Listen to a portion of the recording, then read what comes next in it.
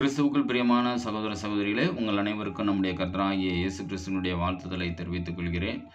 இப்பொழுது தியானிக்க வேண்டிய வேத வசனமாவது மத்தேயு 4வது அதிகாரம் 17வது வசனத்தை தியானிப்போம்.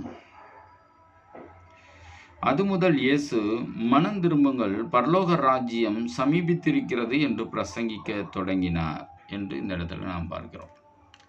இப்போ மனம் திரும்புதல் என்பது ஒரு கிரியைகளை உணர்த்துகிற ஒரு காரியமாக இருக்கிறது. அதாவது இயேசு கிறிஸ்து கிருபையினால் நம்மளுடைய பாவங்களை மன்னிக்கிறார்.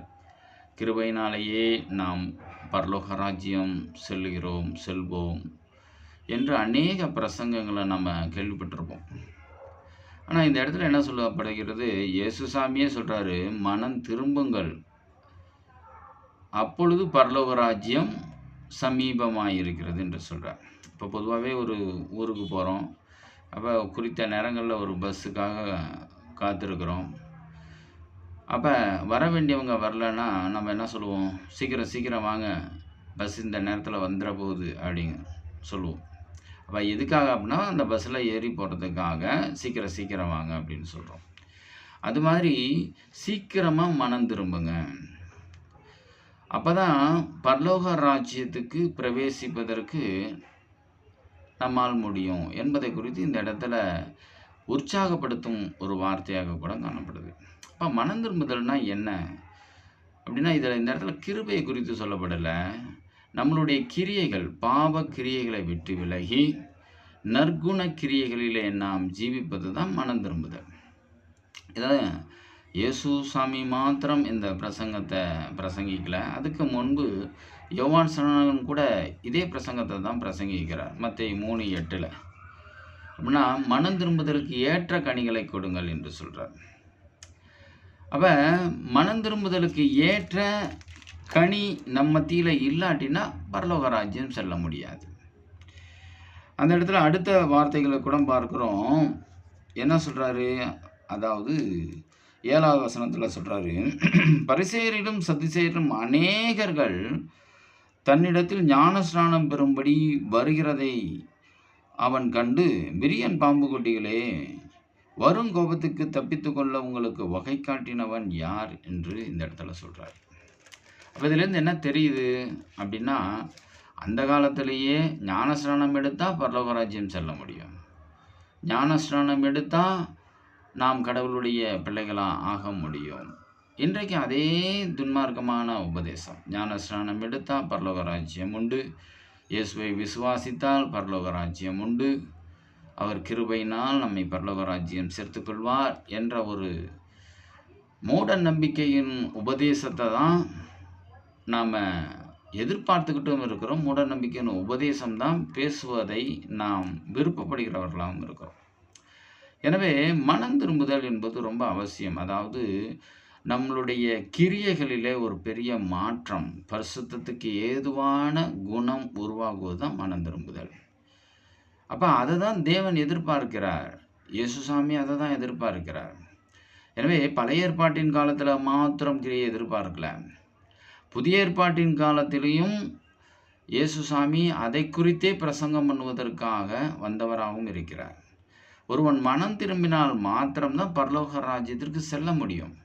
மனம் திருந்தாத பட்சத்தில் அவன் விசுவாசத்தை மாத்திரம் வைத்து கொண்டு பரலோக ராஜ்யம் செல்ல முடியுமானாக்கா முடியாது. ஒரு உயர்ந்த ஒரு அதிகாரத்துக்கு எதுவான ஒரு வேலை வாய்ப்பு இருக்குதுன்னா, அதில் நானும் 10வது படிச்சிருக்கிறேன், என்னையும் அந்த வேலையில் சேர்த்துக்குங்க அப்படின்னு சொன்னால் சேர்த்துக்குவாங்களா? இப்போ உதாரணமாக ஒரு டாக்டர் வேலை வேக்கன்சி இருக்குது ஒரு ஹாஸ்பிட்டலில். அப்போ நானும் 10வது படிச்சிருக்கேன்னு சொல்லிட்டு நம்ம டாக்டர் வேலைக்கு அப்ளை பண்ண முடியுமா? அப்போ அதற்கேதுவான ஒரு தகுதிகள் அவசியம். அப்போ 10வது படித்தது படிப்பு இல்லையா? அது படிப்பு தான், ஆனால் அதற்கேதுவான படிப்பு இல்லை. ஒரு டாக்டருக்கு ஏதுவான படிப்பு இல்லை. அதுமாரி பரலோகத்துக்கு ஏதுவான ஒரு மனம் திரும்புதல் நமக்குள்ளாக இருப்பது அவசியம்.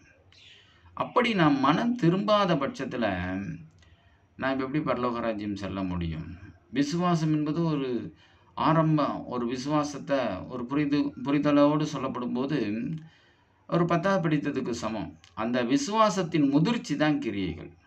அந்த விசுவாசத்தின் முதிர்ச்சி தான் மனம் திரும்புதல்.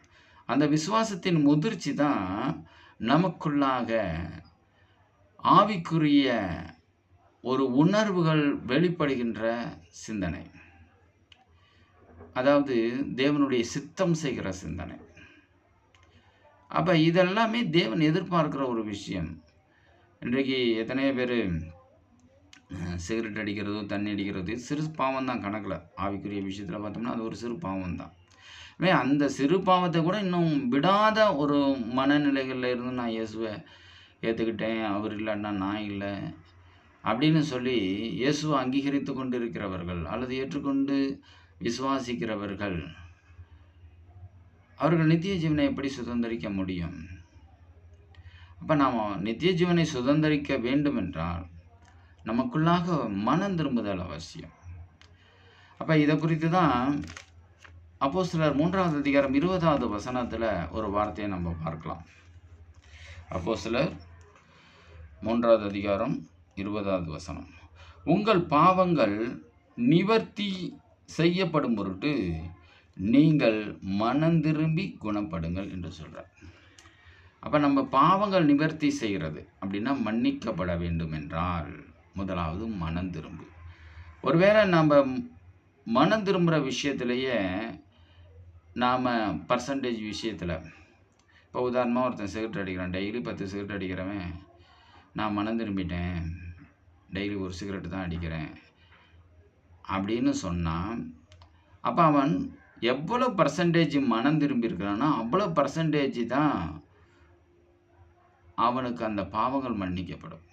அப்போ முழுமையாக மன்னிக்க வேண்டுமென்றால் அவன் முழுமையாக அந்த பாவத்தை விட்டு விலகுகிறவனாக இருக்கணும். அதான் உங்கள் பாவங்கள் நிவர்த்தி செய்யப்படும் பொருட்டு மனம் திரும்பி குணப்படுங்கள்.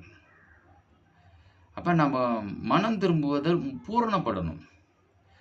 ஒரு ஊருக்கு போகிறோம்னா பக்கத்துக்கும் ரொம்ப தூரம், இங்கேருந்து மெட்ராஸுக்கு போகிறோம் அப்படின்னாக்கா, மெட்ராஸுக்கு ஏதுவான ஒரு தாம்பரத்துக்கே போகிறோம் அப்படின்னா அந்த தாம்பரத்துக்கு போய் அந்த எந்த இடத்துக்கு போகிறோமோ அதை நம்ம ஃபில் பண்ணி அதை முடித்தாதான் அது போனதுக்கு ஏதுவான ஒரு முடிவு, அது ஒரு வெற்றி. அதை விட்டுட்டு வேலூர்லேயே நின்றுட்டு நான் என் வேலை முடிஞ்சிருச்சு அப்படின்னு சொல்ல முடியுமா? அப்போ எந்த ஊருக்கு போகிறோமோ அந்த ஊருக்கு ஏதுவான வழி, பஸ், அதை நம்ம பின்பற்றுக்கிறோம் இல்லையா? அது மாதிரி தான் பரலோகத்துக்கு ஏதுவான ஒரு வழிகளிலே நாம் ஜீவிக்கப்படும் போது தான் உண்மையாகவே நாம் பரலோகத்திற்கு செல்லுவதற்கு ஆயத்தமாக இருக்கிறோம். எனவே மனம் திரும்புதல் அவசியம். மனம் திரும்புதலை விட்டுட்டு கிருபையினால் நான் பரலோகத்துக்கு செல்லுவேன் என்று நாம் யோசிப்பது மிகவும் வெட்கக்கேடாக இருக்குது. கிருபை என்பது உண்டு. அது எப்போ உண்டு அப்படின்னா நாம் கிரியைகளிலே ஜீவித்து, அதாவது நீதியிலே ஜீவித்து, நான் இல்லை கிறிஸ்துவே, நான் ஃபுல் கம்ப்ளீட் இல்லை, கிறிஸ்துவினுடைய ஆதரவும் அவருடைய உதவியும் தான் எனக்கு வேணும்னு சொல்லி அவரிடத்துல நாம் ஒப்பு கொடுக்குறோம் பாருங்களேன், அப்பொழுது கிருபை செயல்படுது.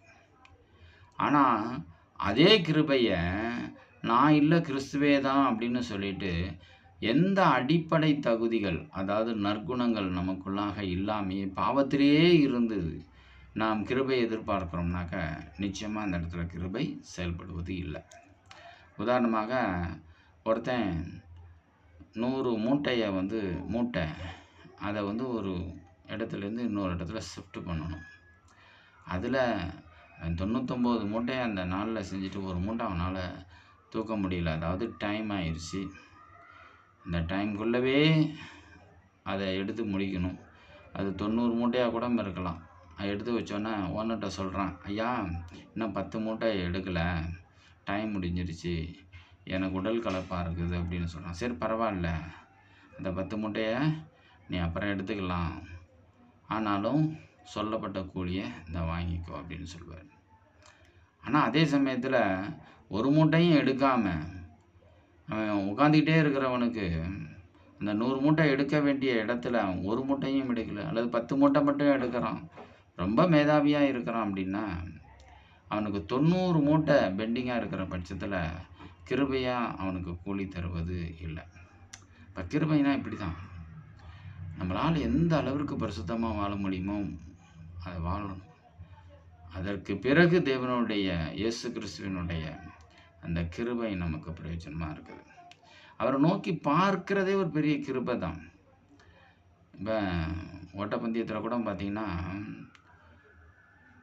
நாம் ஓடுகிறவர்களாக இருக்கப்படும்போது அக்கம் பக்கம் இருக்கிறவங்களாம் சீக்கிரமான்னு நம்ம உறவுகள்லாம் சொல்லி என்கரேஜ் பண்ணுவாங்க. அதை பார்த்துட்டு நாம் ஓடுறோம் பாருங்களேன், அந்த உற்சாகம், அது ஒரு பெரிய ஒரு கிருபை தான்.